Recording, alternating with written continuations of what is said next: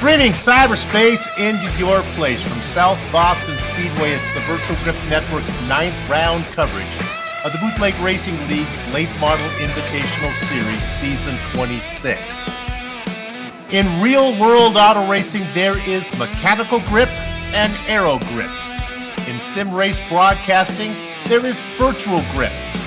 And in the series that VGN is showing you tonight, there is something known as Shepherd grip. Yes, J.R. Shepherd's grip on the competition is tighter than yoga pants on Oliver Harding, stretching over 2 seasons. Nobody has bested Shepherd in his last 10 races, having won 15 out of his last 18 starts. But winning is not just about talent, it's also about fortitude. And any student of human nature will know Shepherd's Achilles heel will not be speed, it will be enthusiasm. If the 18-time late model champ falls victim to his own success, if the been there, done that attitude saps his motivation, then Jeffrey Harden sits just 21 markers back in the points to capitalize on Shepherd's malaise. If this enthusiasm-building intro was not enough to grab your interest, there's breaking news which we'll share with you in just a few moments that will only add to the upcoming drama. So whatever you do, pull the lever on the lazy boy and settle in for the simulated short track racing action about to stream your way. From the Commonwealth that birthed 8 U.S. presidents, a warm hello and welcome on this Saturday night, June 1st, 2024. Ricky Harden-the-Wall Harden joins yours truly, Bill Soups on, high up in the VGN broadcast booth to bring you our bird's eye view. Replay, Ryan Seneca, turning the knobs, pushing the sliders. All right, Ricky, what are your thoughts about this place? Well, there's a track called the Bull Ring in Las Vegas out there outside of the Las Vegas Motor Speedway. And this track in South Boston, Virginia is what I like to call the original Bull Ring. It is tight. There's so many walls. They're everywhere. You can't get away from them. A little bit of banking into corners, but there's not a lot of room to get away from one another. I think you'll see a lot of guys in the corners trying to use a little bit of apron to get a little bit of rotation out of the car when it's not doing what they want. But other than that, you just got to keep it between these walls and not be bouncing off of them. We have a tendency to have track blocking incidents here, the way that these straightaways funnel in. Tonight's broadcast made possible because of the generosity of our viewers. We encourage you all to dig deep so that the whole VGN crew can afford pizza. For everyone here in VGN, we thank you for your contributions. All right, let's quickly take a look at the points. You know, no season debuts at New Smyrna, so the number of drivers who have raced at least once this season remains at 30, with 7 having raced in all previous 8 events. Now to the breaking news. J.R. Shepherd, who has 10 career late model wins here at South Boston and sits atop the points, he is not here tonight. So the opportunity for Jeffrey Harden is there for the taking. Harden has a career win here as well, but here's more breaking news. He also is not here. So that turns our attention to John Wilson. You see him back there in the points, some 38 points behind the leader. We don't expect Wilson to catch Shepherd this race, but it certainly puts him in the championship's conversation. Unfortunately, he had a 19th place last time out. That was a serious blow to his season. Now, in contrast, Ribeye Joe Snyder was 6th last time, and that was his best of the season. Snyder also has a win here. New Smyrna gave Todd Liston his 2nd podium for this campaign. Double Deuce Bruce Pearson drops 2 rungs on the points ladder. This will be Joe Segala's 12th South Boston start. He owns 8 top 10s here. Not bad for him. Mike Holloway won the season opener. Last time out, Trey Bloom was best in the New Smyrna non-sheep herder class is what we're calling it. He was 2nd overall, and only one Hilbert makes the top 10 overlay tonight as little brother Tom pushes big brother Steve off the chart by 1 measly point. And with that, we go to the Soup of the Day spotlighted driver, and it's going to be the boss man, Lowell Jewell. Simon and Poindexter in the smoke-filled back rooms in the casinos at Las Vegas have put the number, Ricky, at 10.5. Bet the under if you think the boss man will finish 10th or better, over 11th or worse in this field of 21. Well, you're giving me a tough one tonight. I like Lil Jewel, and I know he has the capability to run inside the top 5. We've seen it before. But he's had a miserable season. All season long, he has had a hard time breaking into that top 10. I think he has 2 top 10 finishes throughout the season. So just not the best of seasons for him, and he has to start deep in this healthy field. 21 cars on the grid, and he's starting 17th. Well, I'm going to take the over. When I got that number for Simon Poindexter, too, I looked at it and said, 10.5, that seems like an easy under. But, boy, talk about underachieving. It has not gone well for him. We have a nice field of 21. Let's give it to you right now. Matt Hoos says he doesn't really like this track. Well, he's going to be starting on pole inside of Chris Haslam. It's Chief Steve Hilbert starting in position number 3 with Mike Holloway in 4th. Everyone keeps waiting for Scott Negus to have the race win that we expect. He's fast early. Can he save his tires? Well, he'll start in 5th. Kurt Smith has a win here in 6th. It's Joe Segala in the 81 car rolling off 7th with Ruben Altis to his outside in 7th. The Butcher of Baton Rouge, Ribeye Joe Snyder, will be starting in 9th inside of Todd Liston.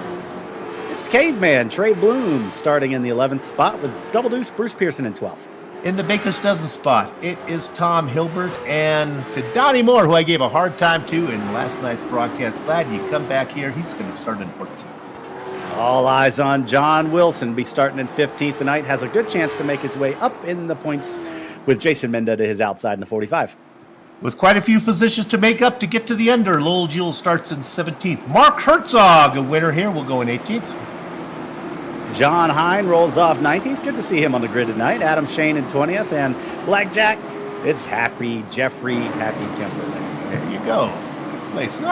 We like a happy camper, especially as we move into summertime. All right. This race and 2 more to go here on this 4/10 of a mile oval.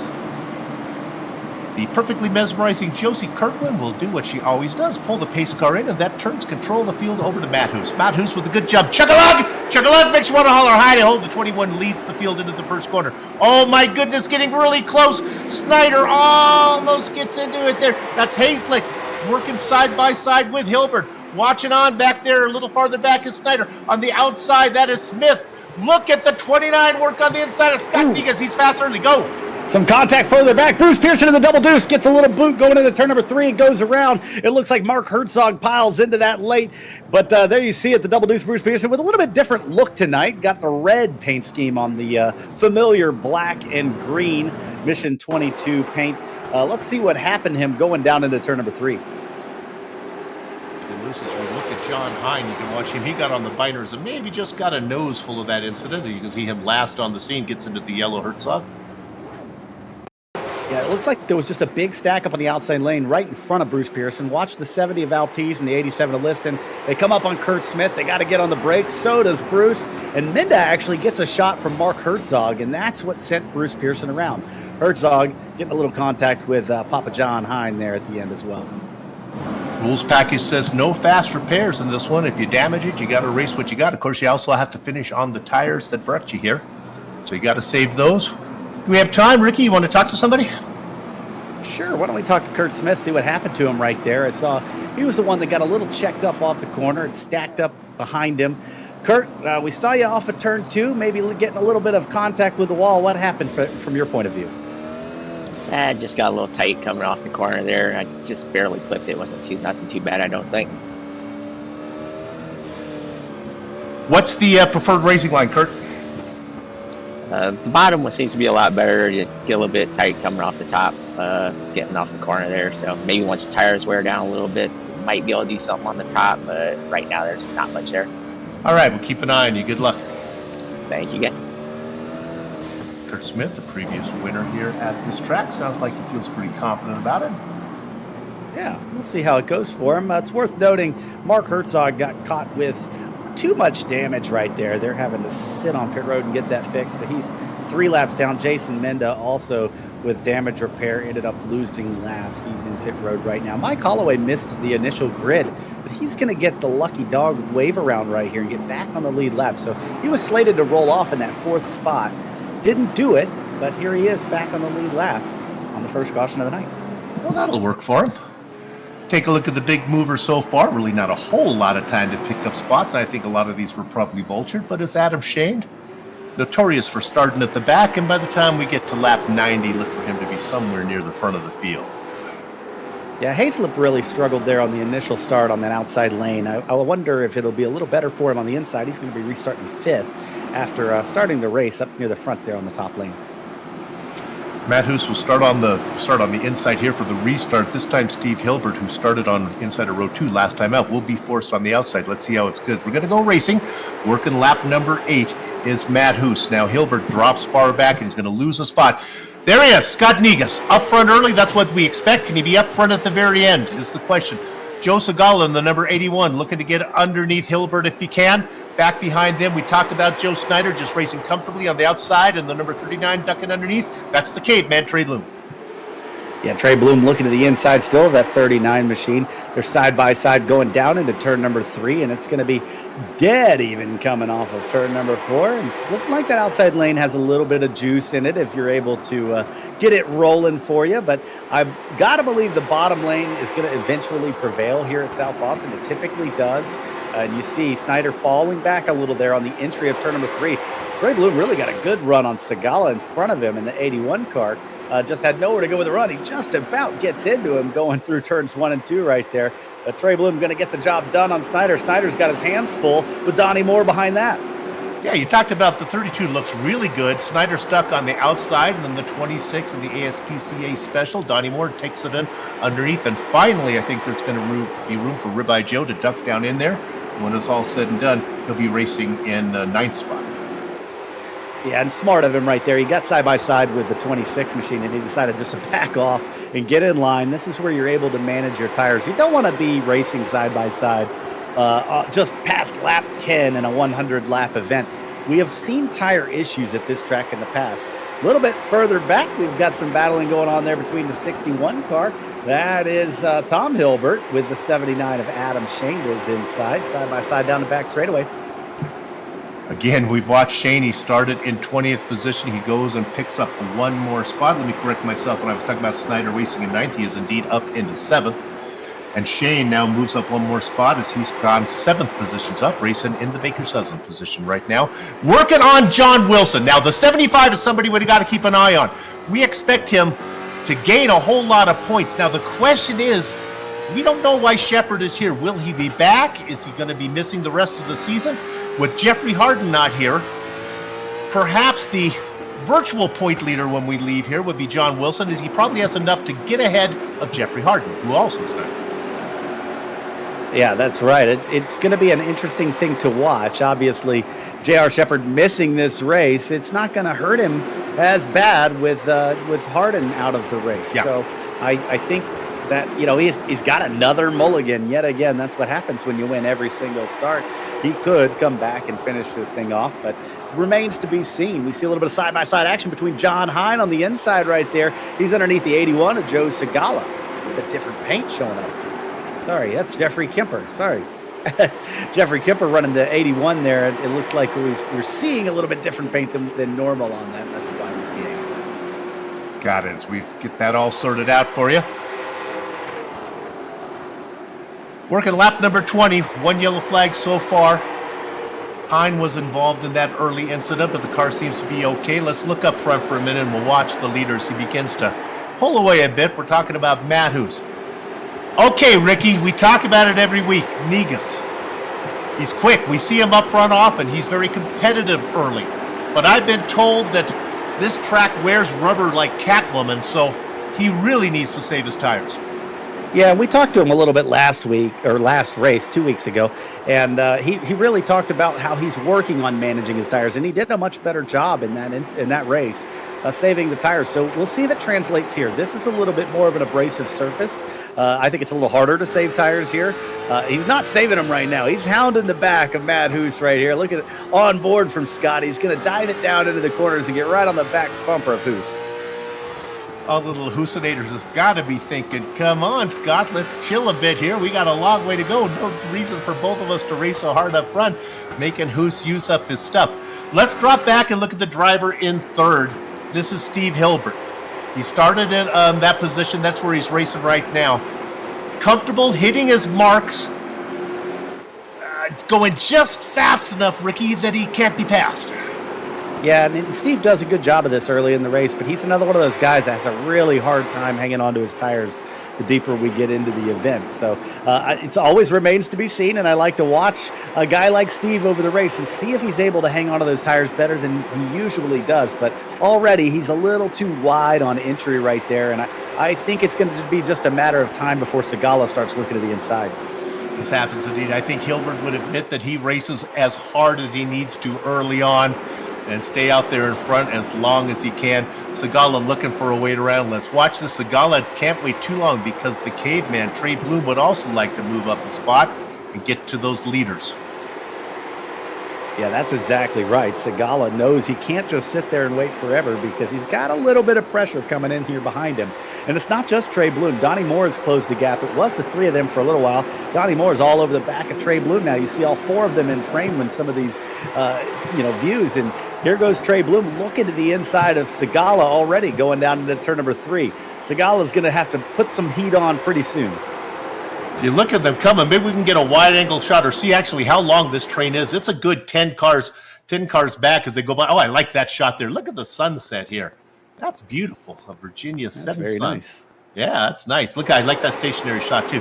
But it's a good 10-car train back to the back. And while it's kind of nicely done, Segala taking his time up front, they are not being nearly as patient, especially Trey Bloom, really looking for someone to go. All this, Ricky, going on behind the two leaders, so they're just kind of racing nose to tail. Yeah, and they've kind of built a gap over this third place battle right here. But Segala, man, he is not really getting any good runs on Hilbert. It looks like he's content to ride there, but it's not going to take long before Trey Bloom and Donnie Moore start looking. Both of those guys have been marching forward since the start of this race. It's Trey Bloom up 6 spots and Donnie Moore up 8 spots since the start. Trey Bloom, there he is, hooking that apron, and it gets him a little too loose. You see him go all the way down to the inside wall and have to hang on to that thing. He's lucky to lose his body. Now he drifts way up off of turn number 4, and it's going to give Donnie Moore a look going down to turn 1. Well, Trey Bloom saying they paved all sides of the track. I might as well use it up. Boy, that car really rotated last time around. I've never seen a car come off so low. Bloom trying to see if he can get something on Segala. Segala now getting something. He loses momentum. Yeah, Segala got in the back of Hilbert coming off of turn 4, got a little sideways, had to hang on to it. But yeah, that's something that can happen at this track. You try to use the apron down there where that yellow line is to get the car to turn. Sometimes you need a little bit of help to rotate that thing around. And Segala loses that spot to Bloom as Bloom went around the outside. But man, this is a snarling pack now. We've got them at least 10 cars deep, as you mentioned earlier. And everybody is really packed on top of each other like sardines after that little bobble. You can see Bloom inside his cockpit there, take his helmet off, wipe the sweat off his brow, and put it back on. When he got hung up behind Segala, he got forced to the outside. He had to make that pass work on the 81, or he would have been freight train. But luckily, he was able to get around, and now it's his turn to take a shot at the chief. Steve Hilbert, former police chief of Plain City, Ohio, out there racing in third, and I think Bloom is about to get under. The caveman, the Canadian scientist, gets down underneath him. He tries it again.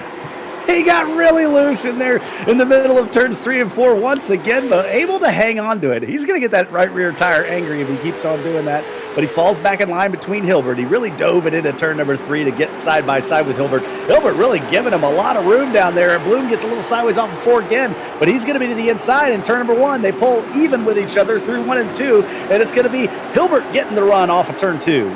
Look at the momentum off of that, but now they go Cialis bathtubs through 3 and 4. Again, the momentum to the top side, but you got to figure Hilbert has used up a lot of his stuff.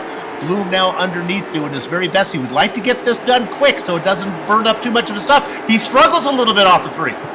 Yeah, behind them, Donnie Moore looking to the inside of Segala. They were about to be 2 by 2, 2 rows deep, and Bloom again getting a little sideways off of turn number 4. I think he's overheated that right rear tire just a little bit, and it's making it hard for him to get off the corner. He can't get the power down quite the way he wants to get the run he needs to clear Hilbert. There he gets a lot of the apron there in turns 3 and 4, and again, it gets him just a little bit loose coming off of turn 4, but he's got a good run going down into turn 1. Let's see what he can do. He always gets a little tighter, I think, off of turn 2. So he's using this apron to try to be able to get the power down earlier in 4, but it just seems like he's been overdoing it, and he keeps wagging the dog coming off the corner. Ricky, for Bloom, do you think it's kind of a case of, okay, I'm here now, I might as well make this pass work. It's going to be hard for me to get it back. It may really cost him at the end of the race all the work he's having to do right now, right? Yeah, it really just depends on the balance of the setup and what it does in the long run. A lot of times these setups tend to be really heavy on the right front usage. So if it is, I don't think he's doing too much bad. He's just burning the right rear a little bit more. But there he gets way down on the flat that time, just about makes contact with Hilbert. I'm more worried that he's going to loop this thing around down here on the bottom working on Hilbert. That's what I'm worried about. Yeah, the 81 Segala might want to give a little bit of a cushion there between those two guys. Look at the 52 of Steve Hilbert. I don't know how fast he is, but he looks smooth up there between the two drivers. How hard Trey Bloom is working compared to the 52. Yeah, you know, Trey Bloom, when he sees that 52 to the outside, he's like, man, this guy's like a gnat. He's just in my face. I can't get him out of there. I'm swatting all I can, and I just can't get it to go away.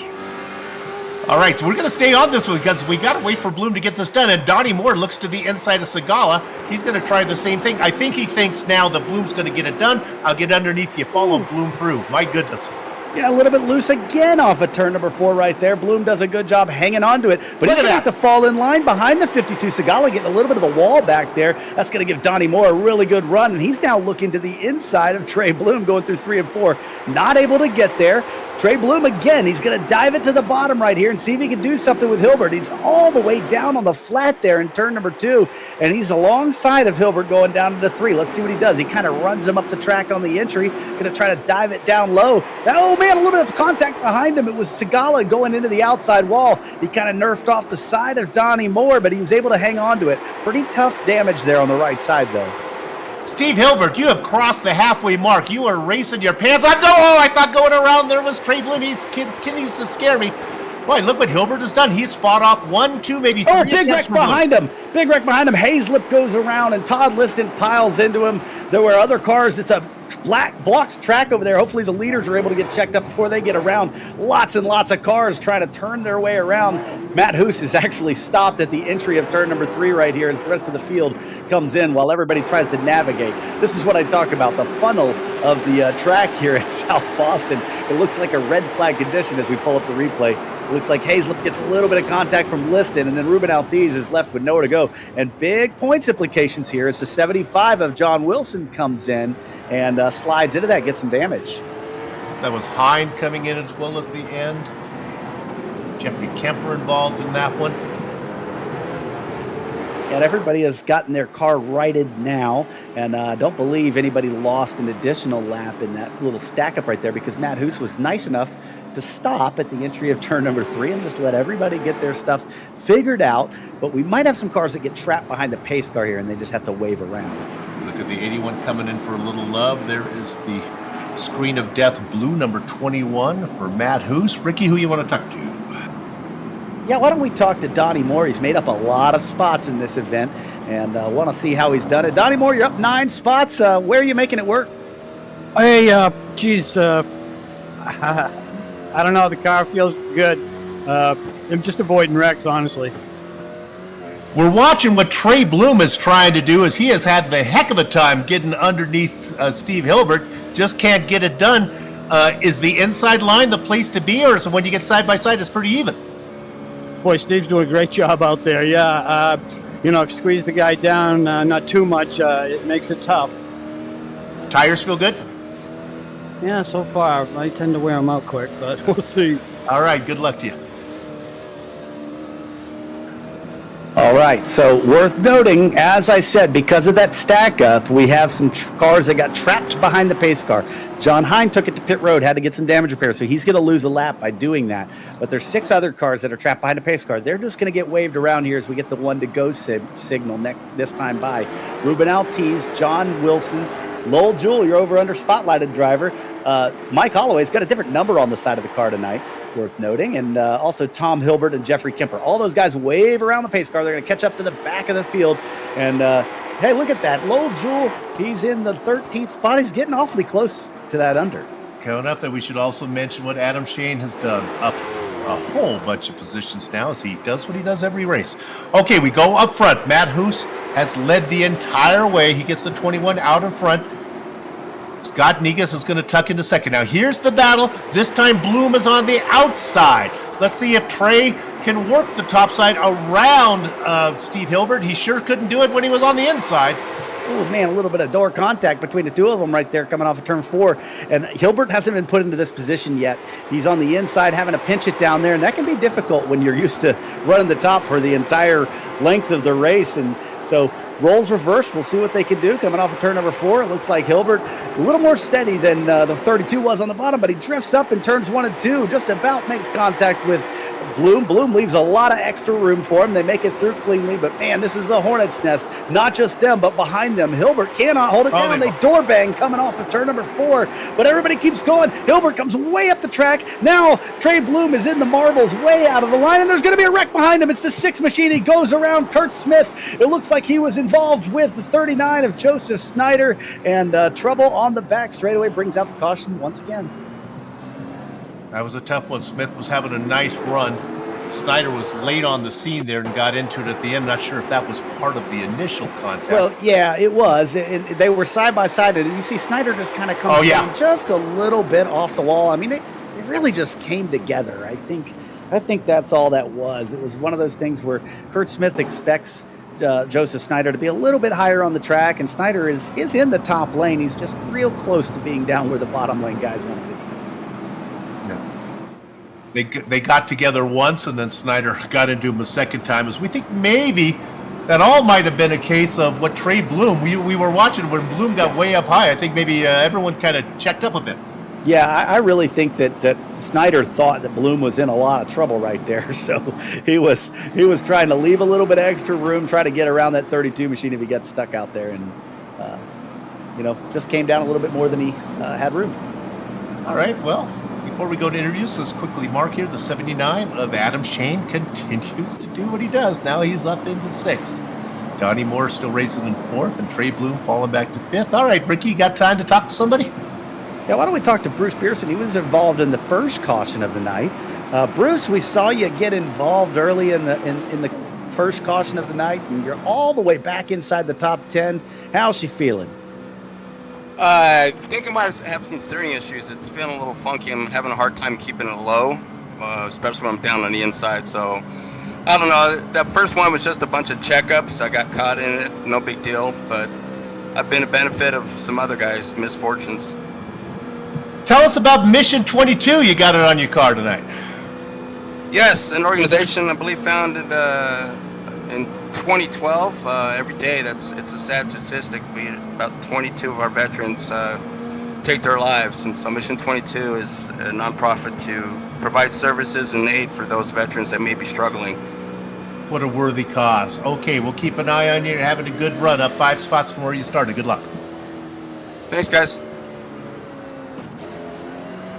There you have it. We have 17 cars left in the lead lap as we double up right here. Jason Menda being the last of those as we get ready to go back under green. John Wilson was able to get it all straightened out. He's racing in 10th position, not the worst points day for him. He's led the whole way now. We're talking about Matt Hoos. Pace car pulls in. There we go. It's going to be Hoos and Negus. They have been racing 1-2 for most of the race. Look at the battle now, a little farther back. Hilbert gets into more. He saves it. Yeah, contact there. It was Hilbert going up the track yet again, and here he is. He hangs on to it, but he's got Adam Shane looking to his outside right here. Adam Shane gets together with Hilbert coming off of turn 4, and Hilbert, once again, he just wants to run that middle lane, and he doesn't care if there's a car to his outside. He's going to run the lane he wants to run, right in that middle of the track, and he's going to make Adam Shane go a little higher than he wants to go. Adam Shane into the outside wall coming off of turn number 4. Down to turn 1 they go, and you see Hilbert runs up the track just a little bit higher. Except for the caution flags laps, I believe Hilbert has been under attack this entire race. And he's now, going to be in the middle. Finally getting around is Adam Shane as he moves up into 4th. Let's turn our attention up front now. For the entire race, Hoos and Negus has had it their whole way, but now here comes the veteran Donnie Moore. Yeah, Donnie Moore looking to do something with those guys and not letting them get away to that comfortable advantage that they've had all night long. So it's going to be interesting to see if he can do anything as we come back toward the 3/4 mark of this race. A little further back, we've got some beating and banging going on. I just heard the 23 of Holloway in the wall loses a bunch of spots. but we've got them stacked 2 by 2, 2 rows deep, as Steve Hilbert gets into the outside wall, comes down into Trey Bloom, and right behind them, the guy we just talked to, that's Bruce Pearson in the double deuce, has Todd Liston to his outside. Another big hornet's nest out here. Took him 73 laps to get it done, but Trey Bloom has finally worked his way around the Chief, Steve Hilbert. Now, we just interviewed Bruce Pearson. He's in the double deuce down low. He's got the 87 of Todd Liston to his outside, and there's the 75 of John Wilson, looking to pick up points as he works underneath Liston. Great racing going on. All this going behind the top 3. Yeah, he wants to capitalize on this point. The caution is Yellow. out. A little bit further back, we've got an incident on the back straightaway. It was Lowell Jewell. The 6 of Kurt Smith was also involved. He had to take a tow. Lowell Jewell, they're backing up in the middle of the track. Actually, I think those were 2 separate incidents that happened there. Lowell Jewell, you see him getting together right here with a 70 of Ruben Altiz. He goes around. I believe that's what brought the caution out. But almost at the exact same time, they were trying to go around Lowell Jewell, and the 6 of Kurt Smith gets a little bit of contact from John Hine here. Here you're going to see him. He gets on the binders and sees Lowell Jewell, and boop, goes around, and he ends up having, oh man, there's Segala coming in and getting a little bit of action too late, and it's going to be Kurt Smith having to tow back to the pit area. Lowell Jewell also loses a lap as he tries to get it turned around, and he sits on the road right now. Not a good night for our over-under spotlighted drivers. Lowell Jewell started in 17th. That's where he races right now, but he's not making up any time as he sits in pit lane. Ricky, we got time for an interview. Who do you want? Well, why don't we talk to Trey Bloom, who was just working so hard under the 52 of Hilbert. We saw him for like 75 laps side by side with Hilbert. You got the job done, Trey. How's she feel? Feeling good. I definitely used up tire. I got to learn how to pass. Got to maybe ask JR how he gets around people. I was trying. You guys probably saw me going sideways. I was doing everything I could. Finally made it. You had some great X's and off of 4 there where the car just went to the inside. I thought you were making a fast pit stop there for a while. Yeah, I found a little line there where I can cut it and get some good momentum, but then I mess up the corner on turn 1, so... Okay, give me an honest answer. The way I saw you racing, there can't be much left here for you to go these final 20 laps. You got anything for him? I think so. I've messed with my bias a little bit to save tire where I wanted to, so I think we should be good for at least getting the rotations to the corner. Okay, good luck. All right, thank you. Ricky, help me out. What does he mean he messed with the bias? I'm confused. Well, so typically these things are heavy on the right front usage. So you want to dial the brake bias toward the rear of the car so that you can get that thing to turn for you. Now, Trey Bloom has found ways to make that thing turn all night for him. Usually it's by getting on the apron, getting at least the left side tires down there, and that will de-wedge the car and get it to turn for you. But honestly, I think he might have more right front tire than just about anybody here because he's been using that right rear so much more. We're going to be going green here, working lap number 80. How about a tip of the hat to Scott? Big stack up. Kemper goes around, and there's a big stack up on the front straightaway. Everyone behind Kemper kind of got stuck behind him, but it was Kemper that got a little contact from behind as they stacked up on the restart. I think Mike Holloway might have been the guy that got into the back of Kemper. And we're watching right here. They stack up in front of them. Wilson has to check up, and Holloway just doesn't get it checked up quite in time, and Kemper goes around. Everybody else has to just kind of park it there and wait for Kemper to get going. I think that's got to be good news for Matt Hoos as he continues. Nobody can pass him under yellow. Yeah, exactly right. And it's going to be interesting to see how everyone slots in line here. It looks like Adam Shane in the 4th position. Did he pick up a spot since the last restart? I think he did. Trey Bloom in the 5th spot. But, yeah, a lot of those guys kind of maintained where they were at. We didn't have enough time to change positions. We talked about it, Ricky. You mentioned it that Scott Negus, and we kind of give him a hard time about it, the tire wear. A lot of caution flags, so maybe that's helpful. But I think you got to tip your hat to what he's done. He's at least figured out how to race up front for 83 laps. Yeah, absolutely. He's doing a pretty good job. And we had like a 50-lap run early on. Yeah. So, that's nothing to shake your head at. You know, it's a lot of tire wear that you have to deal with when you run that long on a green. Donnie Moore did not get a really good jump, and Negus was able to tuck down into 2nd position. I think the 26 is going to do a better job this time. From 20th to 4th is Adam Shane, but that's really no surprise since that's what he does. Trey Bloom says he still has stuff to race with. He's back in 5th position. Steve Hilbert, my goodness, what a race performance from him.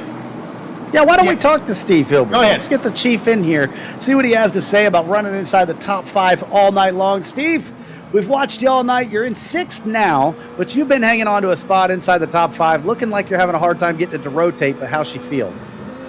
Tires are struggling, but pretty good. I think it's 2 cautions back-to-back will help. Your most competitive race I've ever seen you race. This has been really good. They're doubling up. Good luck to you. Thanks, Sue. Steve doing a really good job holding those guys back and really making Trey Bloom work for it today. Boy, talk about getting a lot of fun for your iRacing dollar. That is what's been going on with the Chief, Steve Hilbert. He's been having fun. Don't know how he finished, but man, he's had an exciting 85 laps so far. Okay, 14 to go when we come under the flag stand. Oh, and there's the jump. There's the jump from Donnie Moore as Negus did not get it going, and that's the opportunity that 26 needs. He needs to finish off the 29 and then set his sights on his old nemesis, Matt Hoos, and he gets it done. Yeah, that's right. He's going to be looking for Matt Hoos in front of him now. He has marched his way through this field all night long. He's up 12 spots. Other than Adam Shane, he's the biggest mover out there and really just made it all happen under green flag. I don't think he did any of or made any of those passes by virtue of stuff happening out there. So Donnie Moore has been quick tonight. I think he could have something for Hoos, but he has had to make all that track position up. So maybe he could have burned more than Hoos has had to leading the race. You gotta figure that 88 laps out front has got to be easier life than the 87 laps that Donnie Moore had to do getting through. Go ahead, Rick. Trouble a little further back. Mike Holloway got spun around. There's not going to be a caution unless he can't get it turned around, and the leaders are coming back up on him. Here, he's in the middle of turns 1 and 2. He backs it off the track, and here come the leaders through. No harm, no foul. Holloway sits on the bottom of the track, and we stay green. Holloway get back going now. Thankfully, he got off the track, and we didn't have one of those situations where a wrecked car was turning around right in front of the leader. I believe that happened here last season with J.R. Shepard. They come up on you quick here. 0.4 of a mile doesn't take long to get there with lap times that tick under 15 seconds. Before the race, before the broadcast, we were talking to Matt Hoos. He says, man, I'm sitting on the pole on a track that I really don't like very much. Well, he's having it all his own way right now. He's opened up, oh my goodness, about a 6-car length lead. Matt Hoos must be part Italian boat because he has gondola. Oh, a little bit of contact behind them. Negus gets a little bit of a boot there from Adam Shane, but no harm, no foul. They both get away. Negus is not going quite as fast as Shane would like him to. I think Shane has been marching through this field as well. I mentioned earlier, he's the biggest mover out here, 16 spots gained, and he wants one more. Negus is not rolling the corners as well as Shane. Oh, caution is out. Oh, another incident, and it's going to be John Hine, and I also see Joe Segala back there. Hilbert involved. Our spotlighted driver, Lowell Jewell, might have been the initial cause of that one. We'll take a look. Oh, here it is. You got Lowell Jewell on the backside of John Hine. They go down into the corner, and Lowell Jewell just gets into the back of Hine, and then coaxes him to go all the way around right there, and that leaves Segala with nowhere to go down there on the flat. He thought he would just sneak by there, and Hine's car came down into his path. Got in the Heine of Hine. All right. Well, that is not what Matt Hoos wanted to see. He had this thing wrapped up like King Tut, but now he's going to have to earn it. Yeah, my question is, does anybody behind him have tires to do anything with him? Because so far, it doesn't look like they do. So, the one thing I will say is that Matt Hoos has timed the restarts pretty consistently this entire run. If Donnie Moore has been cognizant of when the 21 machine is launched on each one of these, he's going to be able to time this restart pretty well. Matt Hoos goes as soon as that pace car turns into pit road. He does not waste any time. So many stories to tell. One of them, big picture-wise, is what John Wilson has been able to do. He is back up there in 7th position after being so far back. Yeah, why don't we have a quick chat with John Wilson. Okay. He's looking to capitalize on the point situation that's going on out there. John Wilson, you got a good chance to make up a lot of points in these standings tonight, and you've encountered a lot of craziness out there, but here you find yourself in seventh place with just a few laps to go. Yeah, it's been a little hectic. I think I got damage on all sides, but we're just going to drive her and see what we can do. You're on the inside. You'll just have 2 laps to get it done, so we'll keep an eye on you. Are you thinking points now? Did you realize, or is that not what you're into? I Be looked honest. at it before the race, but I wasn't really sure who was going to be here, so we'll see how it goes. They're doubling it up. Shepard There you was have it. not. Harden was not. You're in good position. Good luck. Thank you, fellas. This is it, the only attempt at a green-white checkered finish. That means we're going to do 2 laps under green unless that caution flag comes out on the first lap after this restart. So we'll be watching for that, but this will be the final restart tonight. My gut says nobody has anything for Hoos. Watch out for the 22. I think Pearson might be fast. Great Look what- launch. Look what Moore was able to do. He's got him pinned down, maybe. Now Hoos is going to clear him. But Moore does not have any gap between he and Hoos. He's going to be able to look at Hoos before this race is over. Negus to the inside, Adam Shane behind that. They're looking for the white flag off of turn number 4. It's Matt Hoos in the lead, Donnie Moore in second, in a battle for third place. That last step on the podium. Hoos gets a great run off of turn number 2, and he's going to be clear of Donnie Moore by 4 car lengths going into 3. It looks like Hoos is going to get the win. Moore in second. The battle is for third. Is it going to be Negus? Was his first podium? It was Shane. Shane got Adam it by Shane just a did them. nose. What a close finish for that third spot. And great, clean racing on the green-white checkered finish. Tip of the hat to Shane and Scott Negus there for putting on a great show for third. That's a little bit of a heartbreak for Negus as he's going to look at his first interview perhaps. Trey Bloom raced up front. He'll get 5th. In the transfer position for the pole next time is going to be Chris Haslick in 15th. The racing is over. Our broadcast is not. We'll take a short break. We'll come back, run down the entire finish of all 21 drivers, talk to a few of them before we put a lock on the gate. You're watching the Virtual Grip Network.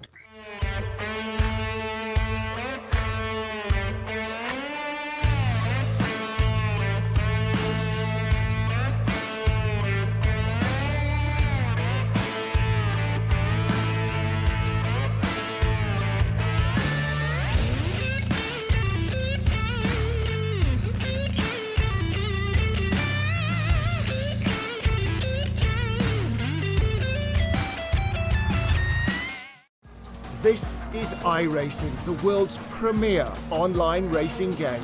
iRacing puts you in the driver's seat to experience today's newest form of competitive motorsport, virtual racing, all from your home PC. Race virtually in endorsed series from NASCAR, IndyCar, IMSA, the World of Outlaws, Aussie Supercars and more. Take on legendary circuits like Daytona, Silverstone and the Nürburgring. Join iRacing's global online racing community and get on track today at iRacing.com.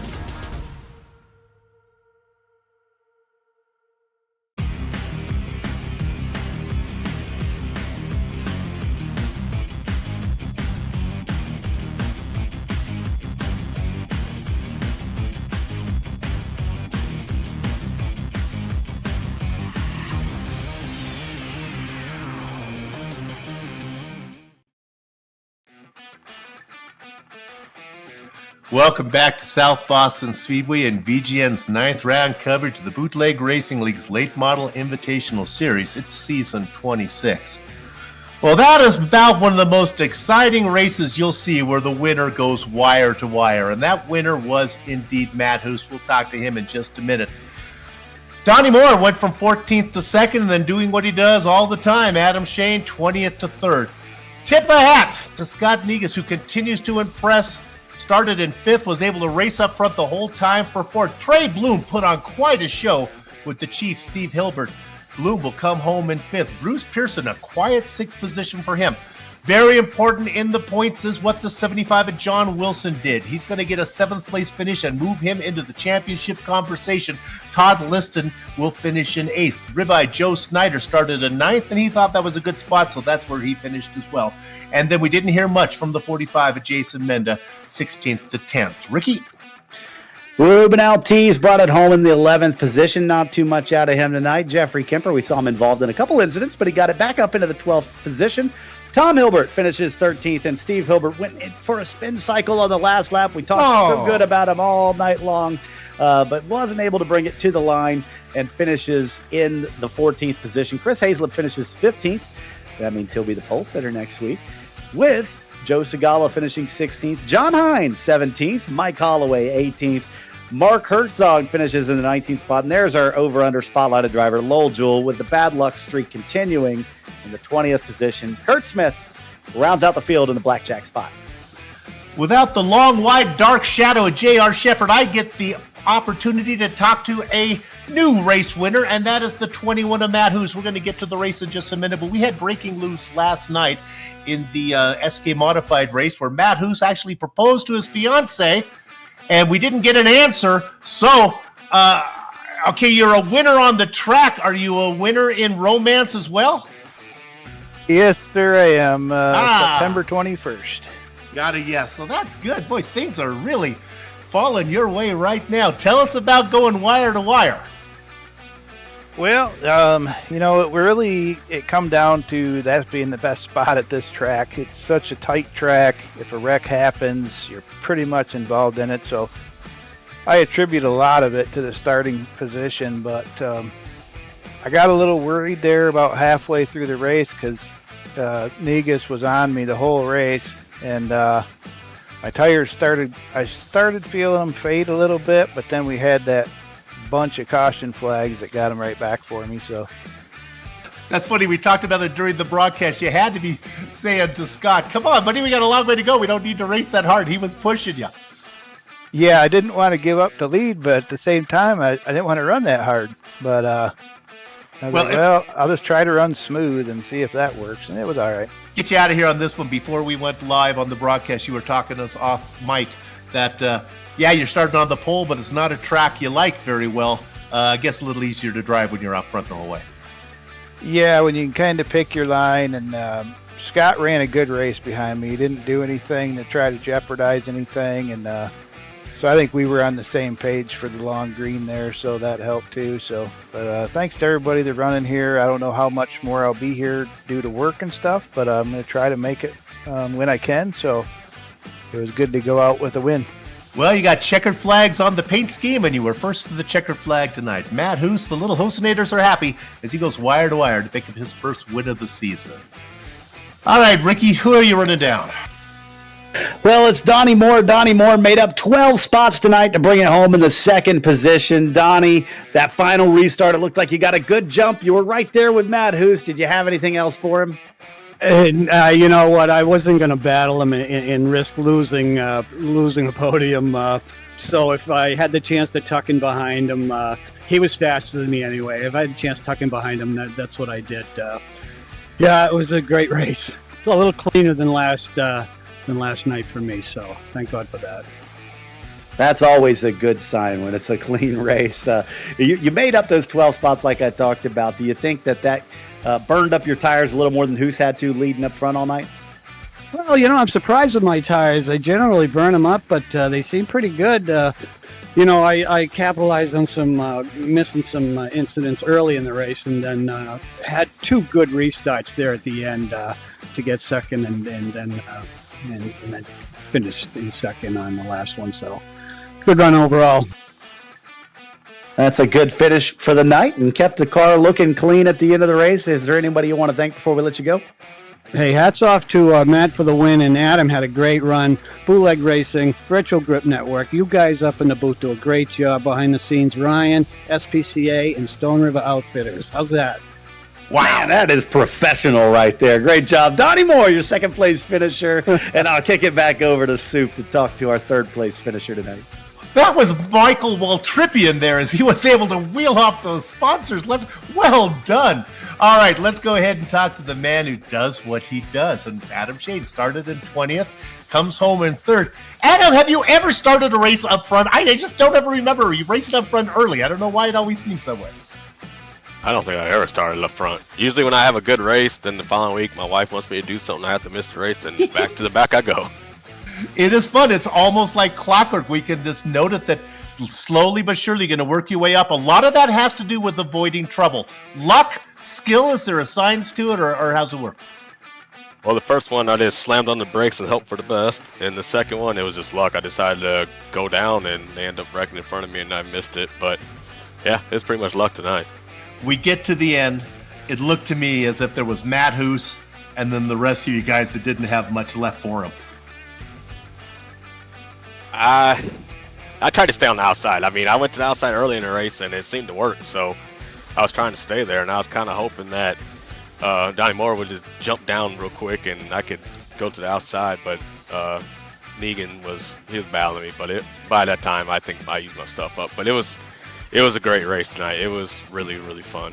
Speaking of that, nice battle there at the line. You nipped yourself a podium.